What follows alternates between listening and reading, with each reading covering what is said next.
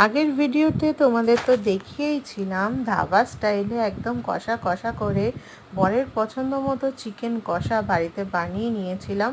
আর এই যে নরম তুলতুলে চিকেনের লেগ পিস থেকে মাংস ছিঁড়ে আর একটু মেটে দিয়ে ভালো করে মেখে মুখে সোজা চালান করে দেবো মুখে। তার আগে তো বর খেয়ে প্রশংসায় পঞ্চমুখ, কারণ আমি আগের ভিডিওতেই বলেছিলাম বর একটু আবার কষা কষা ধরনের চিকেন বা মাটন বলো ভালোবাসে, উনি আবার ঝোল পছন্দ করেন না। যাই হোক, ওনার মন রাখতেই এত সুন্দর করে রান্না বান্না করা। তার সাথে কেটে নিয়েছিলাম লম্বা লম্বা করে শসা, আর এক কামড় করে শসা তার সাথে মেটে দিয়ে চিকেনের লেগ পিস দিয়ে ভাত মেখে খাওয়ার মজাটাই আলাদা। আর সত্যি কথা বলতে সেদিন চিকেনটা এতটা সফট হয়েছিল আর এত সুন্দর টেস্ট হয়েছিল যে দেখেই জিভে জল চলে আসছে আমার।